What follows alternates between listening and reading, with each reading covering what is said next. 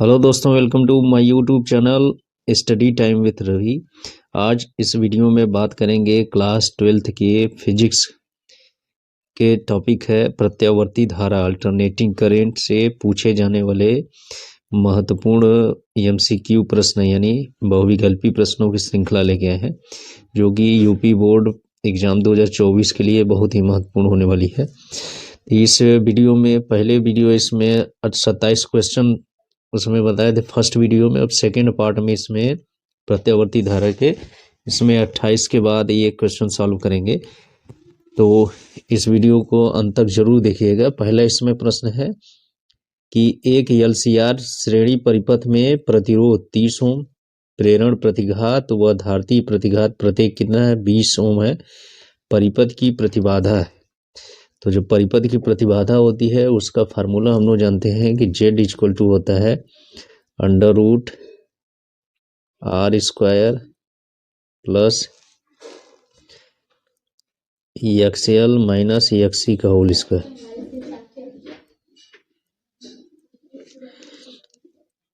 इसमें इसका वैल्यू रख देंगे, R का वैल्यू रखेंगे कितना 30 का स्क्वायर हो जाएगा,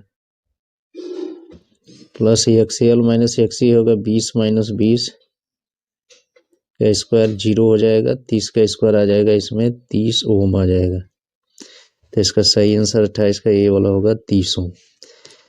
29 है एक प्रत्यावर्ती वैद्युत परिपथ में R बराबर 100 ओम, XL बराबर 30 ओम तथा XC बराबर 200 ओम श्रेणी क्रम में लगे हैं। आरोपित विद्युत वाहक बल तथा प्रत्यावर्ती धारा के बीच कलांतर है। इसमें कलांतर का फार्मूला हम लोग जानते हैं tan phi इक्वल टू होता है XL माइनस XC बटे R। अब इसमें वैल्यू रख देंगे, ये XL का वैल्यू दिया है 300 और XC का वैल्यू कितना दिया है 200, अब बटे R का वैल्यू कितना है 100 है। इसको सॉल्व करेंगे तो 300 में से 2 गया 100, 100 का भाग देंगे कितना आ जाएगा 1 आ जाएगा। तो tan phi बराबर 1, इसका मतलब फाई का वैल्यू कितना आ जाएगा 45 आ जाएगा। 45 tan 45 का मान 1 होता है। तो इस तरह से इसका सही आंसर कौन होगा C होगा, 29 का C हो जाएगा। नेक्स्ट आते हैं 30 प्रश्न है, किसी प्रत्यावर्ती परिपथ के विभवांतर तथा धारा को क्रमशः इस समीकरण इतना वोल्ट तथा I बराबर इतना मिली एम्पियर से प्रदर्शित किया गया परिपथ में व्यय शक्ति होगी।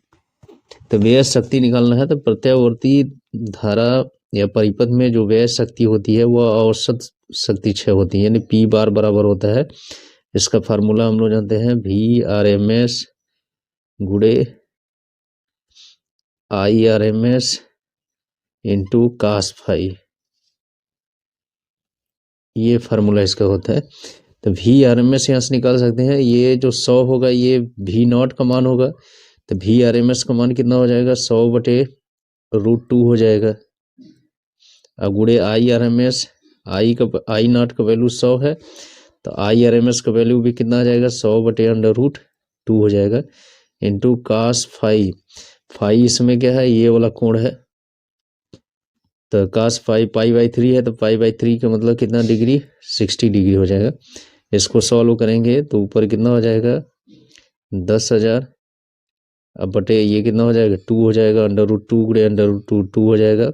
cos 60 का मान भी 1/2 होगा। तो इसको सॉल्व करेंगे तो इसमें कितना आ जाएगा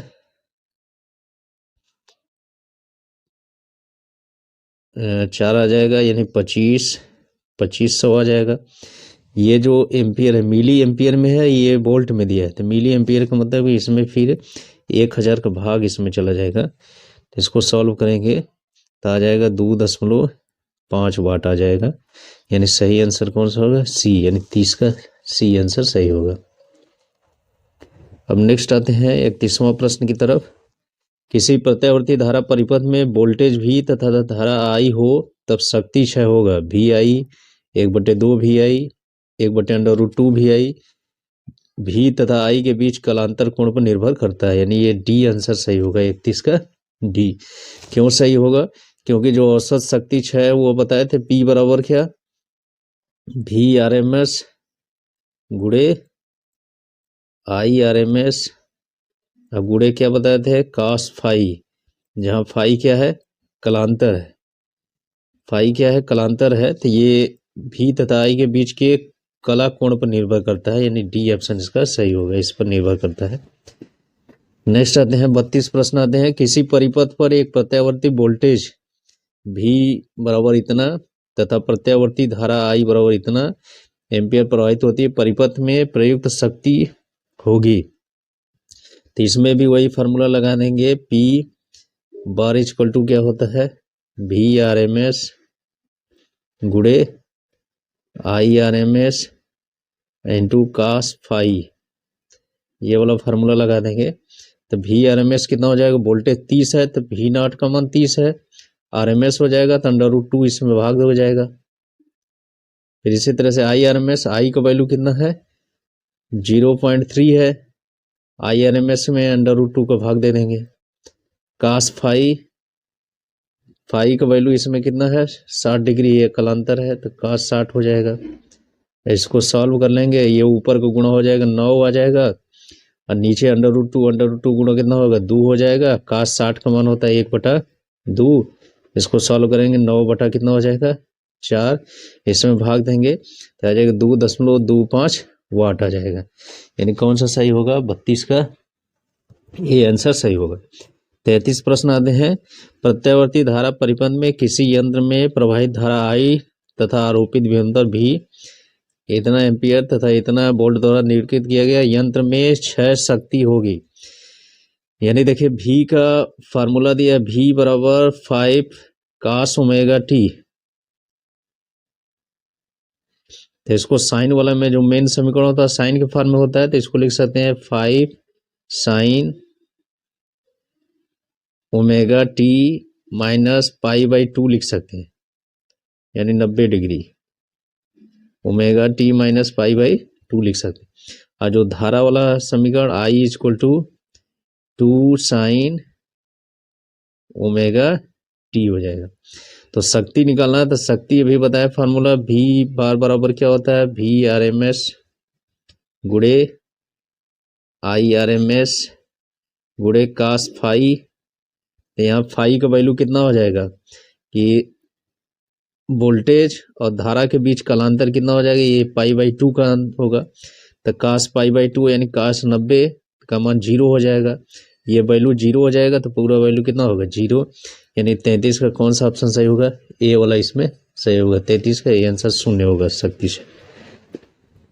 34 है, एक प्रत्यावर्ती धारा परिपथ में धारा I बराबर I naught sine omega t minus π/2, परिपथ के सिरों के बीच प्रवाहित विभव V बराबर V not sine omega T लगाया गया है, परिपथ में व्यय शक्ति होगी, तो इसमें व्यय शक्ति कितनी होगी, ये इसको सॉल्व करना है हम लोग को। तो इसमें भी देखेंगे दोनों में कलांतर कितना का रहा है π/2 का, तो जब कलांतर π/2 का आएगा तो शक्ति कितनी हो जाएगी, शून्य हो जाएगी। नेक्स्ट 34 का कौन सा ऑप्शन सही होगा, डी ऑप्शन सही होगा। 35 है, चौक कुंडली ऐसी कुंडली होती है जिसका प्रेरकत्व नगण्य तथा प्रतिरोध अधिक होता है, प्रेरकत्व अत्यधिक तथा प्रतिरोध नगण्य होता है, प्रेरकत्व तथा प्रतिरोध दोनों नगण्य होते हैं, प्रेरकत्व तथा प्रतिरोध दोनों अधिक होते हैं। तो जो चौक कुंडली होती है उसकी क्या विशेषता होती है कि प्रेरकत्व अधिक होता है और प्रतिरोध नगण्य होता है, यानी बी ऑप्शन इसका सही होगा, 35 का बी। 36 प्रश्न आते हैं, 10 ओम का प्रतिरोध 5 मिली हेनरी की कुंडली तथा 10 माइक्रोफैरड का संधारित्र श्रेणी क्रम में जुड़े हैं। जब संयोग को उचित आवृत्ति के प्रत्यावर्ती स्रोत से जोड़ा जाता है तो परिपथ में अनुनाद होता है। यदि परिपथ प्रतिरोध को आधा कर दिया जाता है तो अनुनादी आवृत्ति होगी। तो जो अनुनादी आवृत्ति होती है, अनुनाद की स्थिति में अनुनादी आवृत्ति यह बराबर बताया गया था कि 1 कितना होता है 2 पाई इंटू 1/√LC होता है। तो ये अनुनादी आवृत्ति है। तो ये अनुनादी आवृत्ति बस केवल किस पर निर्भर कर रही है, प्रेरकत्व पर और संधारित्र C पर निर्भर कर रही है, L और C पर। और ये प्रतिरोध पर निर्भर नहीं करती है। यदि प्रतिरोध को आधा करें चाहे दोगुना करें चाहे कितना भी परिवर्तन करें प्रतिरोध में, उसकी आवृत्ति में कोई परिवर्तन नहीं होगा, यानी अपरिवर्तित रहता है। 36 का कौन सा आंसर सही होगा? सी। 37 प्रश्न होता है, किसी प्रत्यावर्ती परिपथ में R बराबर 25 ओम, L बराबर 1 मिली हेनरी, V नॉट बराबर 50 वोल्ट, ओमेगा बराबर 100 हर्ट्ज अनुनाद की स्थिति में परिपथ में प्रवाहित धारा का मान होगा। तो अनुनाद की स्थिति में परिपथ में प्रवाहित धारा का मान निकालना है तो कितना आएगा? कि अनुनाद की स्थिति में जो प्रेरकत्व होगा और जो उसका कोई प्रभाव नहीं रहेगा अनुनाद की स्थिति में, बस केवल प्रतिरोध ही उसमें प्रभावी रहेगा परिपथ में। तो इससे धारा निकालना है, तो धारा क्या निकालेंगे? धारा का मान IRMS मान इसमें पूछ रहा है। IRMS बराबर क्या हो जाएगा? VRMS गुणे क्या हो जाएगा? R। केवल प्रतिरोध ही प्रभाव इसमें होगा। तो VRMS का वैल्यू कितना आएगा? V नॉट का 50 दिया है तो VRMS कितना हो जाएगा? 50 बटे के √2 हो जाएगा, √2। अब बटे R कितना है? 25 है, इतना एम्पियर आ जाएगा। इसको सॉल्व करेंगे तो √2 एम्पियर इसमें आ जाएगा। तो कौन सा ऑप्शन सही होगा? 37 का डी आंसर सही होगा। नेक्स्ट आते हैं 38 प्रश्न पर, एलसी परिपथ में ओमेगा कोणीय आवृत्ति का प्रत्यावर्ती वोल्टेज लगाया जाता है। यदि परिपथ के लिए ओमेगा स्क्वायर बराबर 1/LC हो तो ए धारा अधिकतम होती है, बी धारा न्यूनतम होती है, सी वोल्टेज न्यूनतम होता है, डी वोल्टेज अधिकतम होता है। बताइए इसमें कौन सही है? ठीक है, तो ये ध्यान रखना है कि जब प्रत्यावर्ती वोल्टेज परिपथ में लगाया जाता है तो उसके लिए ये दिया है, आवृत्ति का परिभाषा ये दिया है, ओमेगा स्क्वायर इक्वल टू क्या?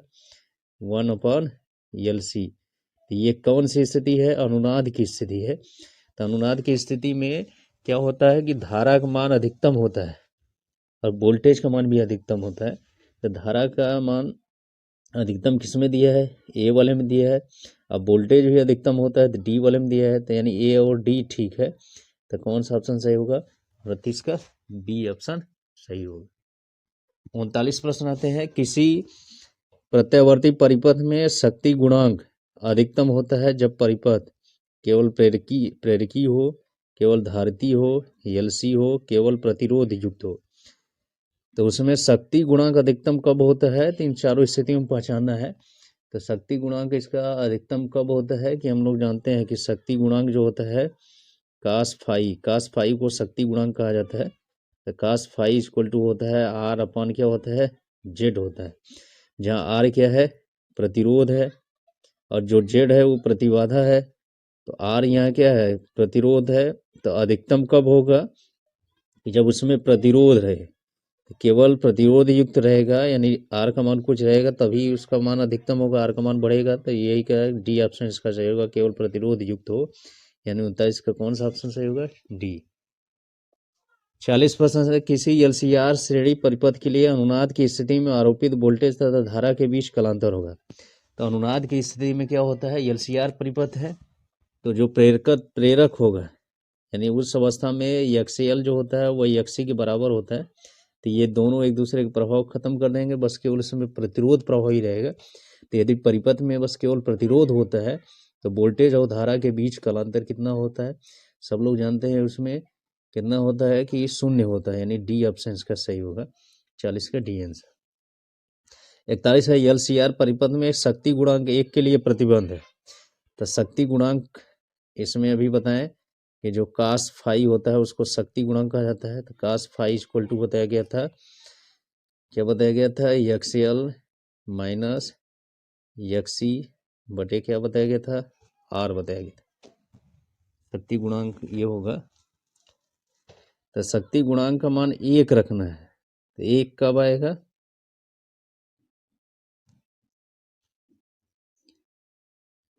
इकतालीस में शक्ति गुणांक का मान 1 रखना है।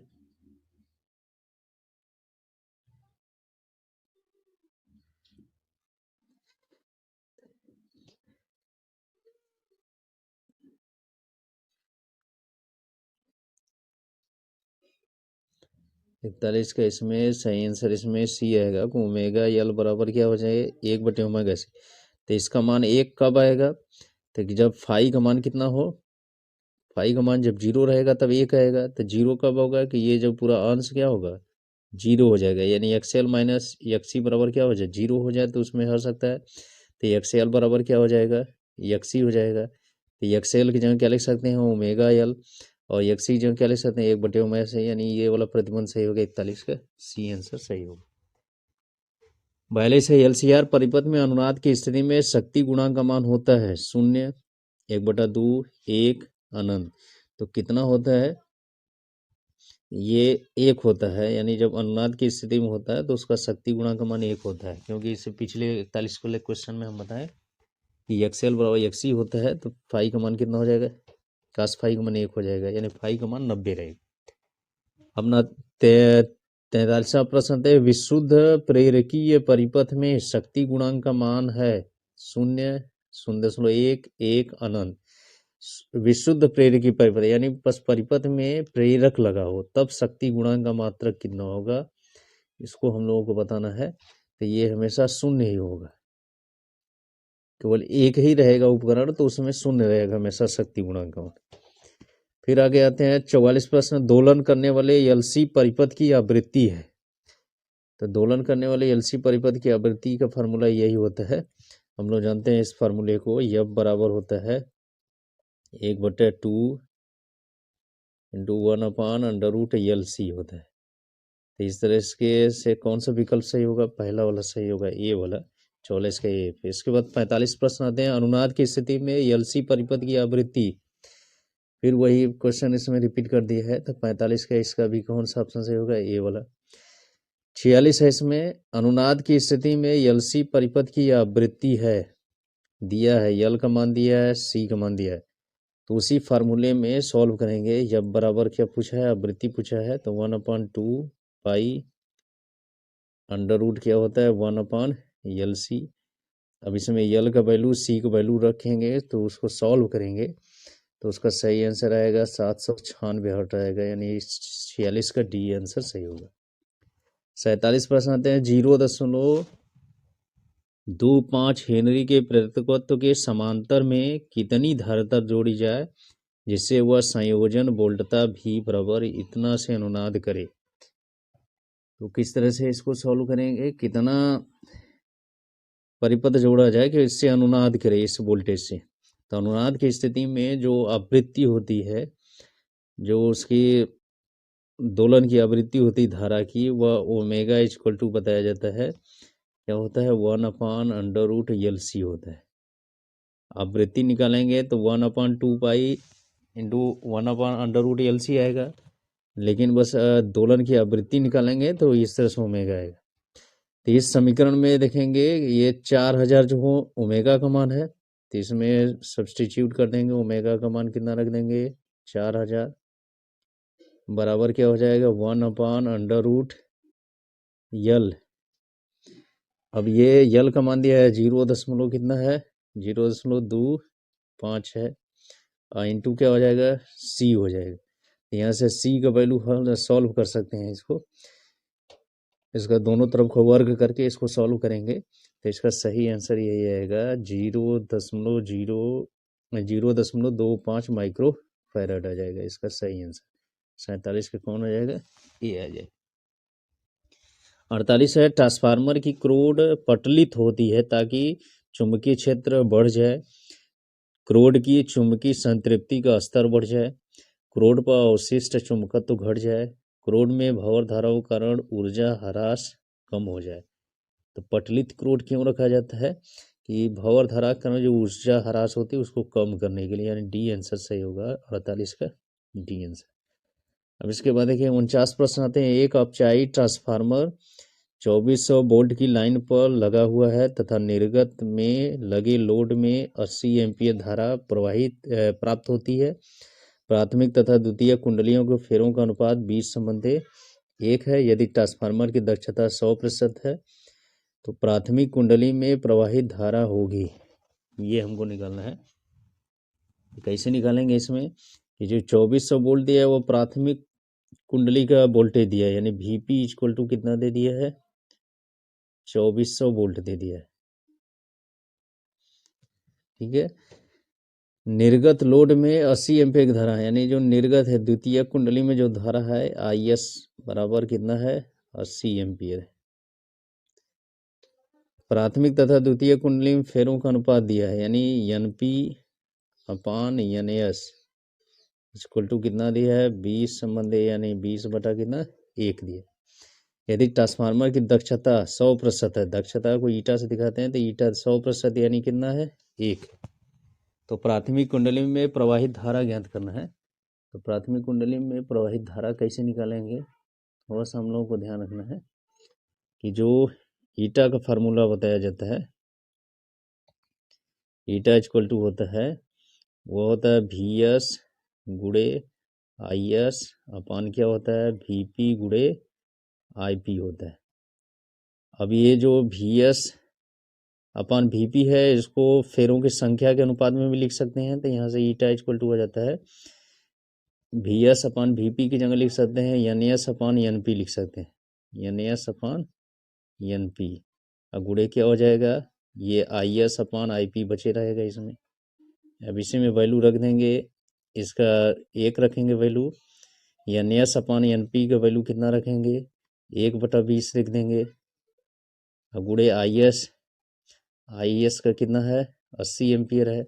IP पूछ रहा है, प्राथमिक कुंडली में धारा पूछ रहा है, इसको X ले लिए, तो X का वैल्यू निकालेंगे, इसमें कितना आ जाएगा, 4 एम्पियर आ जाएगा।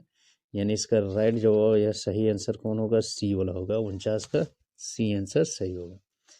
इस तरह से इसको सॉल्व कर सकते हैं। फिर 50 इसमें है, एक आदर्श ट्रांसफार्मर की प्राथमिक तथा द्वितीय कुंडली में क्रमशः 500 तथा 2500 फेरे हैं। इसकी द्वितीय कुंडली के साथ लगे मीटर 8 एम्पियर और 200 वोल्ट पढ़ते हैं। तो प्राथमिक कुंडली के साथ लगे मीटर पढ़ेंगे, कितना पढ़ेंगे, इसको सॉल्व करना हम लोग को। तो कैसे सॉल्व करेंगे, इसको इरेज कर देते हैं, तब इसके बाद इसमें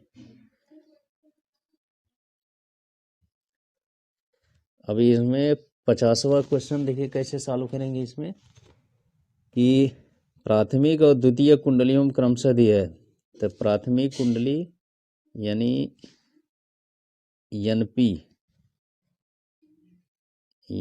अपान NS का वैल्यू कितना हो जाएगा, NP यानी प्राथमिक का दिया है कितना, 500 दिया है, यानी 500 बटे द्वितीयक में कितना 2500, यानी 2000 कितना हो जाएगा, 500 हो जाएगा।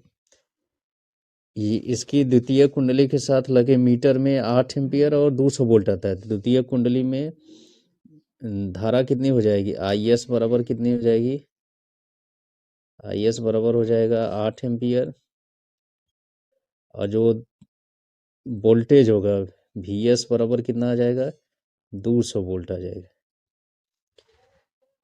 प्राथमिक कुंडली के साथ लगे मीटर में हमको निकालना है धारा, वोल्टेज और धारा निकालना है, यानी VP का वैल्यू निकालना है, और उसके साथ साथ IP का वैल्यू भी निकालना है।